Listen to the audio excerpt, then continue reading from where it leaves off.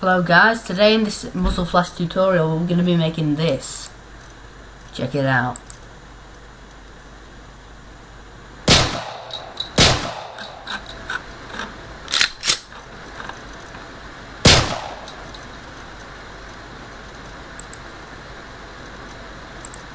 If you want to see the full version of that video, click on the annotation on the screen right now. Okay, so we're going to open up After Effects. And I've already got all my stuff in here, but I'm going to show you how to do it. Okay, what we want to do is get our footage, in my case here, drag it into a new composition. So it'll look like this. Right. Now we're going to go to the point where we're shooting, which is here. In my case. Page down means go forward frame, 1 frame, and page up means go back 1 frame, so it's like that. Okay, so now we're here. We want to get a muzzle flash. I just did a simple Google search, muzzle flash, and it came up with this, which is pretty good. I've already got mine in position, but yours, if you get it off Google, will look like this. So what you need to do is you need to go on mode here, and you need to, oh god, click there and click on screen, and then it'll do that. Make sure it's quite big, about as big as that, yeah. It has to be pretty big, you don't want it really small. And when you're doing it, hold down shift so it resizes it, so it's not like that, like that or anything. Alright, so now we've got that. What we want to do is we want to get some smoke in there. So I got my smoke from I think it was Corridor Digital. I'll leave a link for them below. But it's their video muzzle flash tutorial, which goes into this bit more detail if you're really looking for it. But half the things they show, it's not really essential in the muzzle flash. It'll still look fine like this. But anyway, at the end of their video, it has the stock footage. Download the video and get it off. If you're using your own smoke, that's fine. So we're going to open that. This again will be like this. And probably full screen, but I've sized it down. Again, size it down holding shift always, and then go into screen so it knocks off the black background. If it's on white, you can go to here and you can go on to multiply, but we're not going to do that because it's on black. So after we've got all that stuff, we're going to motion track the smoke. You only need to motion track if you are not on a tripod. So like I'm on a tripod now, you won't see the difference, but if you're not on a tripod, then in an action scene, which I'm usually not on a tripod when I'm doing an action scene, you need to motion track it or it'll look like it's just floating nowhere. So what we're going to do is lay it up here, layer, new, null object, okay?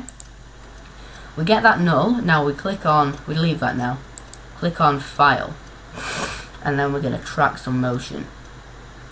And now this little thingamajig will come up, zoom up on it, make it, put it on the point of contrast on your screen. In my case, I'll just put it, say, there. But if you had like a little dot here somewhere or something, you could just do that.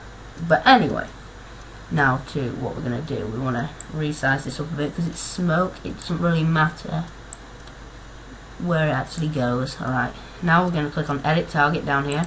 It should be defaulted to the null. But if it's on this, then just change it to the null. Now we're going to click OK. And now we're going to click play, and now it'll see that that's the motion. It could be going around here like this. Ooh. But mine is on the tripod, as I said, so it'll be the same. Right, so now we're going to click apply and X and Y. If you go in on that, it won't work. So just X and Y. So now that's up, it'll have all this rubbish down here. Just knock that off. And now I'm going to delete this null. If you're doing it on tripod, then you don't have to have the null. But I'm just going to do it because it saves time. So, now we've got all this up. What we're going to do to the smoke is, when it comes up, you see it's floating around there. You're going to go to a point. Like, my clip's quite short, so, look, it's only, how many frames? 12 frames long. So what you're going to do is you're going to just go, well, actually we'll just click the smoke.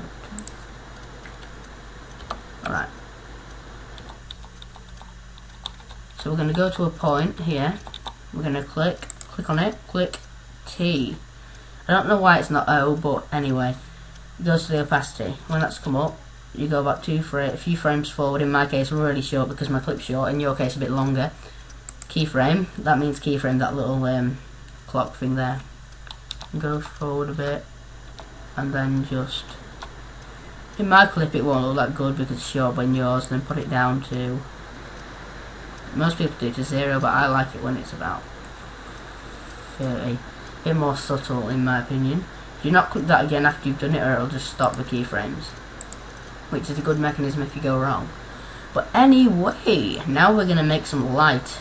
So we go to the bit again where you shot the first frame. No use going to that one, it'll look rubbish. Okay, so you go to that one. Click on your footage here, Control D to duplicate it, and then the top layer here, we're going to click Add, so it'll be all nice and glowy.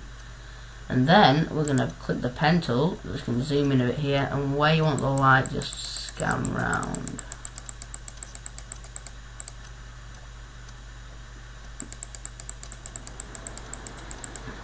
Don't do it in straight lines, whatever you do, or it will look bad. That's done. Now click H to move it to where you want to. Then click pen back up there, and now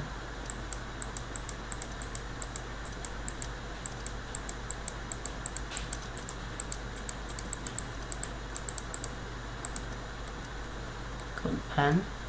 Now we're going to go on the ellipse tool here. It's probably on yours is set to a square or a polygon or whatever. Click on it and hold it, and then go into ellipse tool. And then when you're up here, just do that, and now we're done. So now we click this button here, and that'll knock it off. Press V, that'll send it back to your cursor, and it looks terrible. So what you do is you click on your footage, and now hold down Control on your keyboard. I don't know what it is for Macs, I think it's Command, but you know what I mean. And then click on Mask, click on all of them, and then pixels to about 80. Yeah, to about 80. Yeah. And this is so short, if you make a mistake it's not going to matter that much. Then you click off it, click on Mask 4, which is your big circle, your last one. Always make sure the background is your last one, it's a lot easier. And then we're going to feather that right up. Right up. And now you will go back up here and you'll do that. And now you'll see it's awesome, because there's a problem though. Look, it's still there. So we're going to have it here. Alt, open brackets.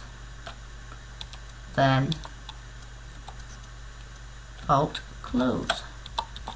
It'll be nice 2 frames of light. See, the difference in light, even when it's feathered off, is a lot. So that's awesome.